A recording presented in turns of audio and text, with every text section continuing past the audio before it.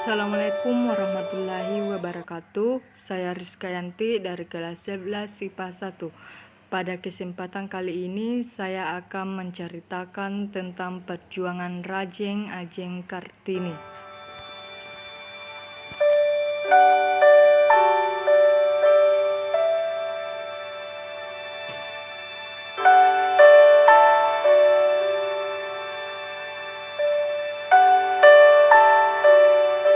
Rajeng Ajeng Kartini lahir pada Senin Pai, tanggal 21 April tahun 1879 di Mayong. Kartini adalah anak kelima dari 11 bersaudara dari ibu kandung dan ibu tirinya. Ayahnya bernama Raden Mas Adipati Sosroningrat yang kala itu menjabat sebagai asisten dana di Mayong, yang kemudian menjabat sebagai Pati Jepara. Sedangkan ibunya bernama Mas Ayu Masyura. Kartini kecil tumbuh menjadi anak yang sehat, lincah, dan gesit, sehingga ayahnya memanggil dia dengan sebutan Trinil. Sama halnya dengan nama burung dengan sama-sama lincah dan gesitnya. Kartini kecil disekolahkan di sekolah rendah kelas 2 Belanda, yang waktu itu hanya orang-orang tertentu yang bisa menyekolahkan anaknya di sana. Di sekolah tersebut Kartini banyak kali menimba ilmu. Di sana juga Kartini bisa mendapatkan sahabat-sahabat terbaiknya. Tepat dia 12 tahun, Kartini berhasil menyelesaikan sekolahnya dengan gemilang, namun saat itu juga Kartini menyadari bahwa dia berbeda dengan teman-teman Eropanya. Dia sadar bahwa ia sebagai perempuan Jawa hanya punya satu pilihan, yakni menikah dengan orang tak dikenalnya. Dicolak dalam hati Kartini sungguh hebat.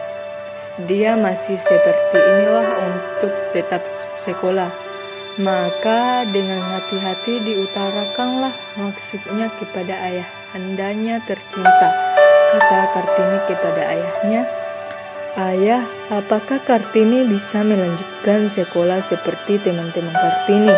Kenapa Kartini harus tangan cepat untuk berdiam di rumah, Ayah?" Ayahnya kaget, namun dengan lembut dijawab pertanyaan anak tercintanya tersebut. "Anakku, ayah tahu betapa mulianya niat kamu, ayah. Juga paham bahwa pendidikan juga diperlukan oleh perempuan. Tapi nak, kamu juga harus sadar bahwa bangsa kita belum mampu mengizinkannya. Maka janganlah engkau berkecil hati. Terimalah itu dengan hati yang ikhlas dan lapang." Jawaban lembut dari ayah Kartini bagikan petir di siang wulu.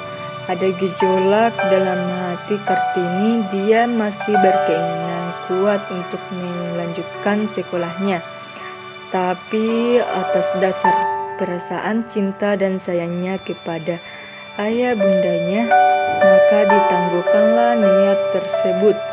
Dan Kartini memasuki masa pintarnya.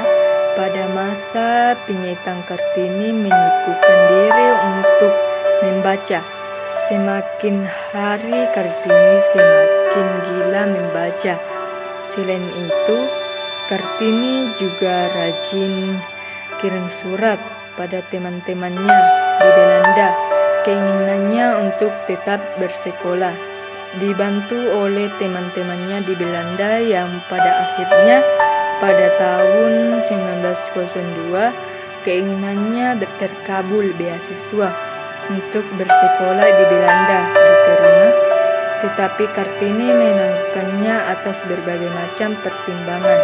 Kartini akhirnya mengajukan kembali beasiswa untuk bersekolah di sekolah guru di Batavia dan pendirikan perintis sekolah di tempat tinggalnya. Dalam penantian jawaban beasiswa yang kedua, lagi-lagi Kartini harus menang filfal. dia dilamar oleh Pati Rembang yang bernama Raden Adipati Singgajaya Adiningrat pada tahun 1903. Sebenarnya jawaban atas pengajuan beasiswa Kartini di Batavia mendapatkan jawaban dia diterima. Namun di bulan November di tahun yang sama Kartini harus melangsungkan pernikahannya. Apakah perjuangan selesai? Tidak. Ternyata suami Kartini adalah suami yang sangat tahu cita-cita Kartini. Bersama suaminya, Kartini mampu merintis sekolah putri di daerah Rembang yang akhirnya berkembang pesat sampai sekarang. Namun pengabdian Kartini pada rakyat bangsa Indonesia harus berpikir dalam waktu yang sangat singkat, tepat di tanggal 17 September 1904 dan 4 hari setelah dia melahirkan putranya yang bernama Raden Masud Saleh, Kartini harus menghembuskan nafas berakhirnya atas perjuangan beliau sepeninggalnya. Emansipasi terus digaungkan hingga saat ini. Kesempatan belajar, kesempatan bekerja, semua bisa dinikmati oleh perempuan di Indonesia tanpa harus dipandang sebelah mata.